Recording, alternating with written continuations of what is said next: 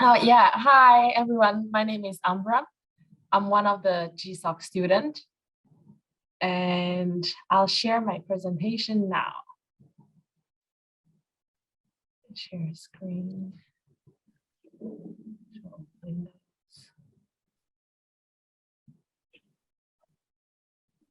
Can you see my screen?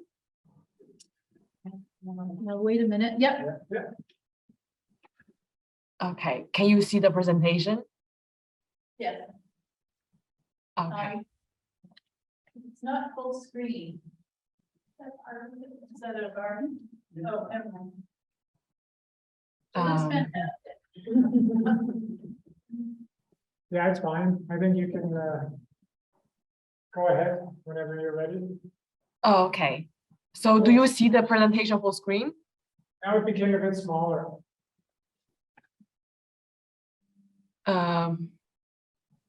One second. Then I definitely did something wrong. Right where you had it before was a good size, but something you did just made it a little bit small.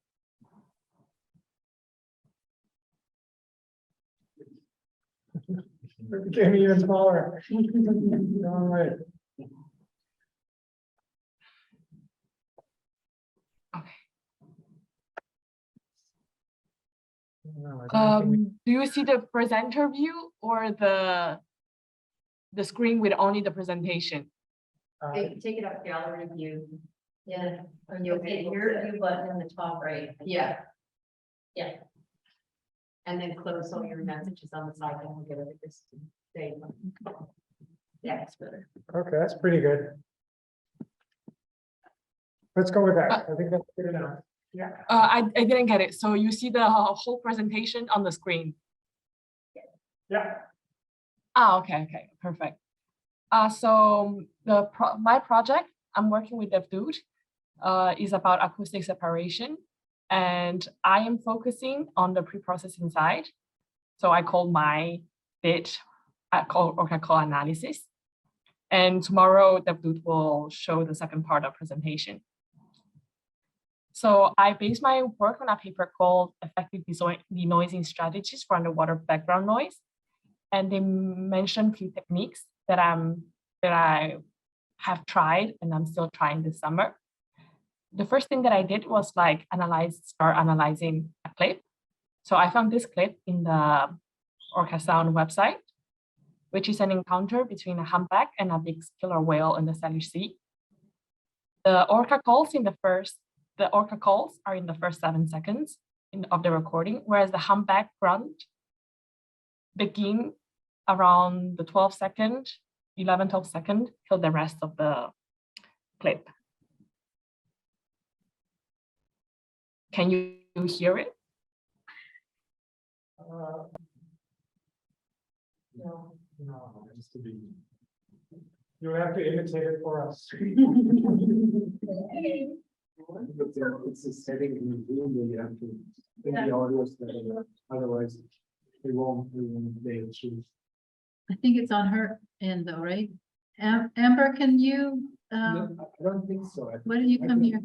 Well, I don't know. it looks like she's on Google Docs, Yeah, right? So if you go back and reshare your screen, I don't know if Google Docs, if there's a way for you to say, like, sometimes there's a button that says share my audio that they can get. Yeah, that's what I. But I think it's on her end, not on her. yeah, I think it's on her end as well. Yeah. Oh, it's on my end to share my audio. We have Share your audio. a way to, And how do I share my audio? there should be a button that you can see. Is it under more?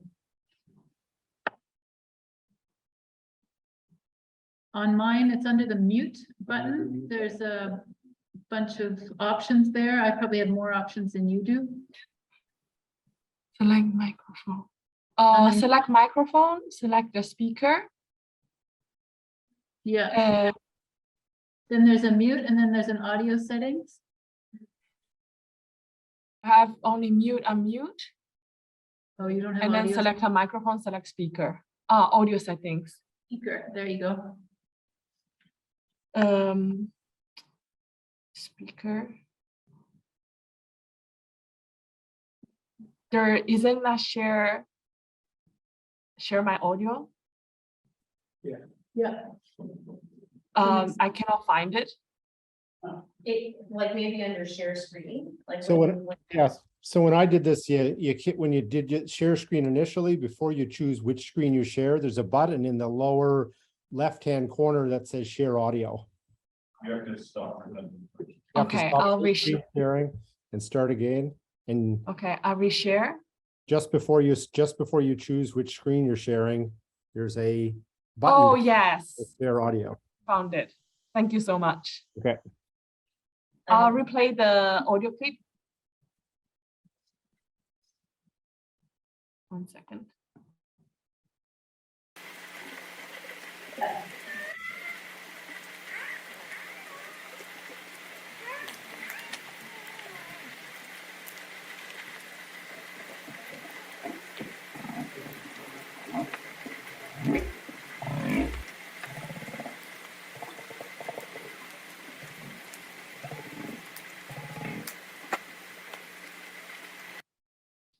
So like, I computed Valk's power spectral density plot and its spectrogram.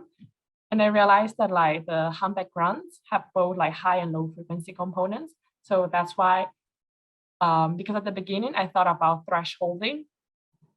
And because of this, that the humpback grunts have both components. So I realized that like thresholding might not be doable in my case. So what I did, 1 second. My screen is stuck. Oh, sorry, 1 second.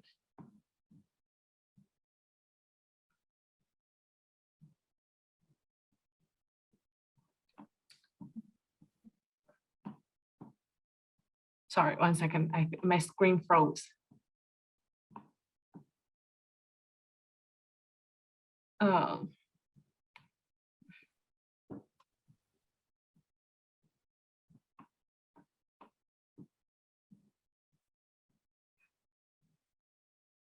Oh, 1 second. Okay, so what I did is that I analyze different Fourier transform techniques. So the techniques that I tried were like the moving average filter. We accounting for a half step delay, and then I use like moving weighted average filters, so Savinsky-Golay filters, median filter, and Hampel filters. Then I choose the best filters that worked on this 25 clip that I just showed. And I tried them on a larger sample size. So I tried it on 5 clips that from the training data set that we had. And I used on those 5 clips the binomial moving average filter, the moving average filter, and the median filter, because they perform the best on that 25-second clip. After that, I computed the signal to noise ratio, the mean square error, and the root mean square error on these 5 clips, making the average amount across the 5. But I realized that the metrics were not very meaningful to me, because the denoise, some denoise audios had higher metric value because like they contain more noises. So they actually mistook the Orca vocalization for noise. So as a conclusion of this experiment, I couldn't really select a single Fourier transform technique as the best one to denoise it due to the variation of noise among samples. This is the clip of the denoised audio using the moving average filter.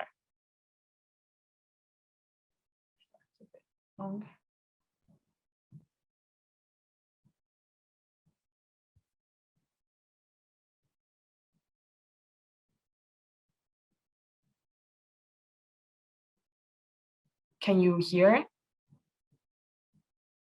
No.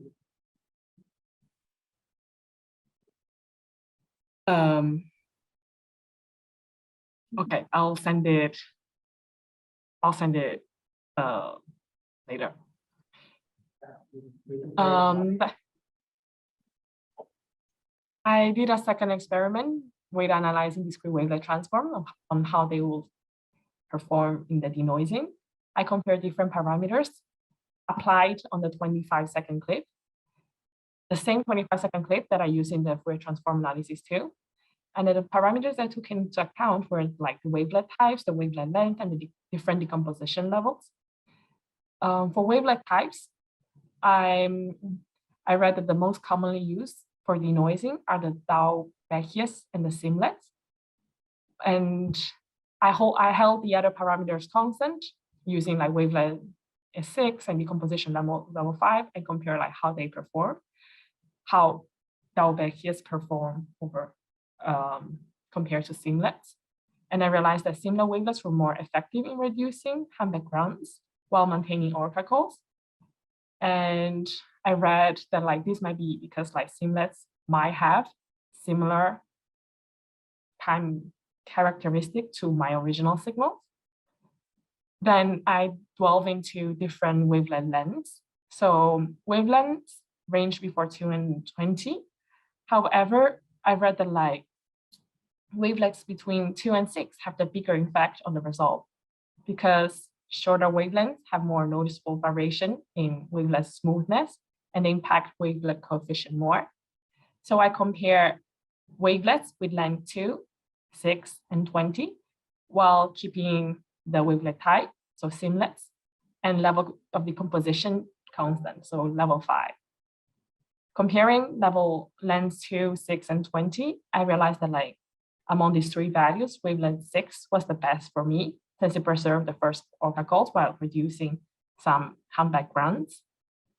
Then I compare like the different composition levels, and they vary between 1 till the maximum composition level.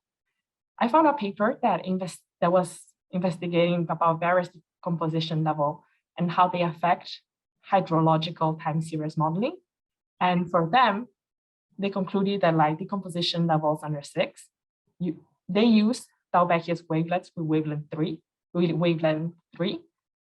For them, level 6 of decomposition generate the best results regardless of their decomposition method. So taking this into account, I compare different decomposition levels from 1 to 16. So I didn't took all the values, but I chose like as values 1, 5, 10, and 16. The denoised audio at decomposition 1 was the worst, also because like it canceled majority of the Orca calls, while the decomposition levels at 5, 10, and 16 show similar results.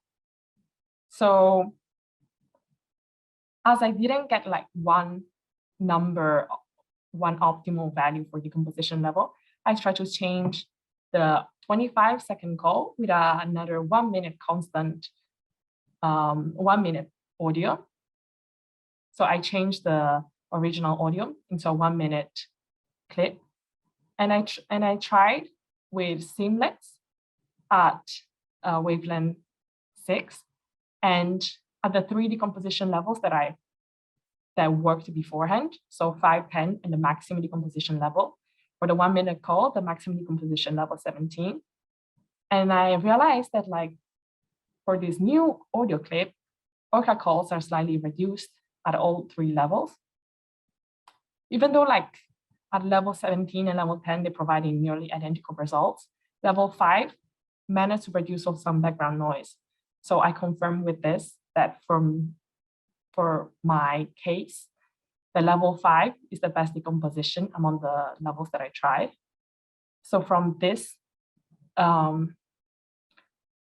analysis, I concluded that for my data set, Simlets with wavelength 6 with 5-level decomposition worked the best for me. I'll show you the original hand background from the same 25-second that you heard before, and the denoise hand background. Hopefully this time will work.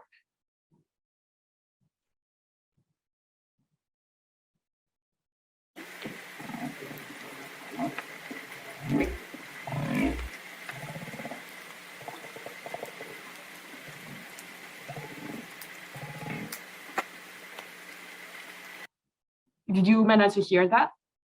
Yeah. Oh, okay, good. At least this one worked.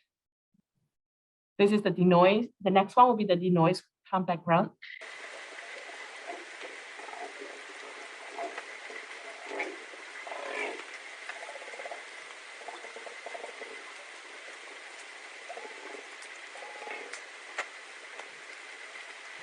So as you can hear, the hum background is greatly reduced, even though light is still there.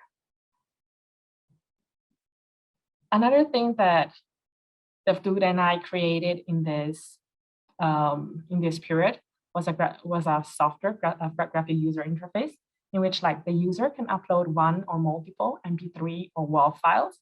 We have a button for choose file from directory, and then you can plot the power spectral density plot of the original audio only if one audio clip is uploaded. And then the user can choose among the different filtering techniques. So either a Fourier transform or using discrete wavelet transform. If the user uses the discrete wavelet transform in wavelet denoising, by clicking wavelet denoising, then one can plot like the wavelet details. So one can plot the coefficients at each level and the thresholded coefficients. And we also have a button to plot the denoise against the original signal. Then the filter audio can be downloaded with the download button. We have also buttons to compute metrics, signal to noise ratio, mean square error, and root mean square error. That's it for my side.